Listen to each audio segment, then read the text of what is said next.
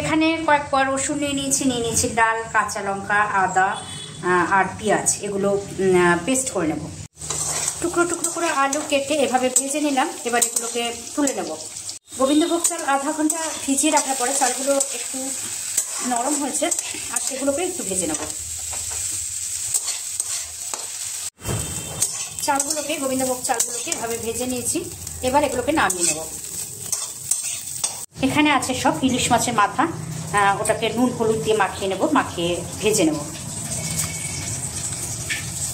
সব মাছের মাথা দিয়ে মুড়ি ঘন্টটা বেশ ভালোই লাগে, কাতলা মাছের মাথা দিয়েও ভালো লাগে, রুই কাতলা মাছের, কিন্তু ইলিশ মাছের মাথা দিয়ে মুড়ি ঘন্টটা একটা আলাদাই টেস্ট, আলাদাই স্বাদ আসে। চলুন এবার তেল গরম করে মাছের মাথাগুলো এক করে ছেড়ে দেবো। মাছের মাথাগুলো একটু ভাজা হয়ে গেলে আর একটু তুলতে দেবো, দিয়ে ভালো করে ভেজে নেব। মাছের মাথাগুলো কড়া করে ভেজে নিয়েছি, এবার তুলে নেব। আমি কড়াইটা চেঞ্জ করে নিলাম, একটু বড় কড়াই নিয়ে নিলাম। আর এখানে মাছের মাথা ভাজার যে তেলগুলো ছিল, মাথা ভাজার পরে সেই তেলগুলো এটার মধ্যে দিয়ে দিলাম। আর এখানে শুকনো লঙ্কা দিয়ে দিলাম। এর মধ্যে আমি দিয়ে দিলাম তেজপাতা, চিনি, এলাচ, লবঙ্গ দিয়ে দিলাম।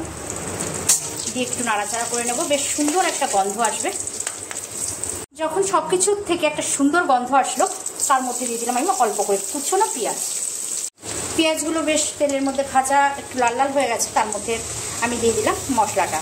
মশলার মধ্যে আদা, পেঁয়াজ, রসুন, লঙ্কার গুঁড়ো, জিরে গুঁড়ো, কাঁচা লঙ্কা এই দিয়ে পেস্ট করে নিয়েছি সব কিছু একসাথে দিয়ে। মশলার মধ্যে কিন্তু আদা, পেঁয়াজ, রসুন আর কাঁচা লঙ্কা দিয়েছিলাম, লাল কাঁচা লঙ্কা, আর অল্প শুকনো লঙ্কার গুঁড়ো দিয়েছি, আর দিয়ে দিয়েছিলাম শুকনো লঙ্কার গুঁড়ো, জিরের গুঁড়ো দিয়েছিলাম, আর এলাচ, লবঙ্গ, দারচিনি দিয়েছিলাম, দিয়ে ভালো করে মিহি পেস্ট করে নিয়েছিলাম।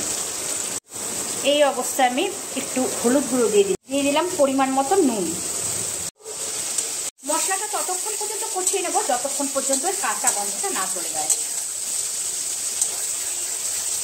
থেকে কাঁচা গন্ধ চলে গেছে, আমি এর মধ্যে দিয়ে দেবো কিছুটা পরিমাণ টমেটো। অল্প করে জল অ্যাড করে নিলাম, তাতে করে মশলাটা কড়াইয়ের মধ্যে লেগেও যাবে না, আর টমেটোগুলো নরম হয়ে আসবে। থেকে কাঁচা স্মেলটা চলে গেছে আর টমেটোটাও নরম হয়ে এসেছে। এই অবস্থায় দিয়ে দেবো গোবিন্দভোগ চাল, মানে ভেজে রাখা গোবিন্দভোগ চালটা।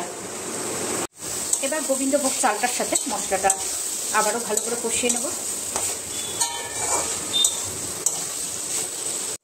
গোবিন্দভোগ চালের সাথে মশলাটা ভালো করে কষানো হয়ে গেছে আর খুব সুন্দর একটা স্মেল বেরিয়েছে।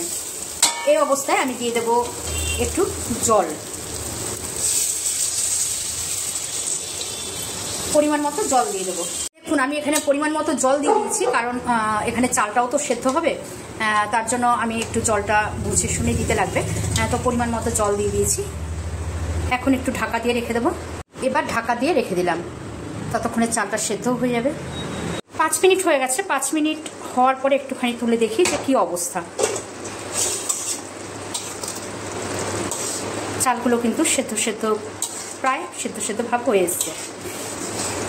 এবার আমি একে একে ভেজে রাখা ইলিশ মাছের মাথাগুলো এর মধ্যে দিয়ে দেব। একটু আগেই দিলাম, সেদ্ধ হওয়ার আগেই দিলাম, কারণ যেন গোবিন্দভোগ চালের সাথে ইলিশ মাছের মাথাগুলো খুব সুন্দর একটা গন্ধ ছাড়ে। আর ভেজে রাখা আলুগুলো এর মধ্যে অ্যাড করে দেব। সব একসাথে ভালো করে মিশিয়ে দিয়েছি। এবার এটা ধীরে ধীরে হবে, একটু ঢাকা দিয়ে আরও 5 মিনিট হতে দেবো। তাতে করে মাছের মাথাগুলোর সাথে গোবিন্দভোগ চালের একটা খুব সুন্দর গন্ধও হয়ে যাবে আর সেদ্ধও হয়ে যাবে। ঢেকে আমি আরও 5 মিনিট হতে দেবো। এই এসছে, আমি এর মধ্যে অল্প চিনি অ্যাড করলাম। সবশেষে এর মধ্যে একটু ঘি দিয়ে দেবো।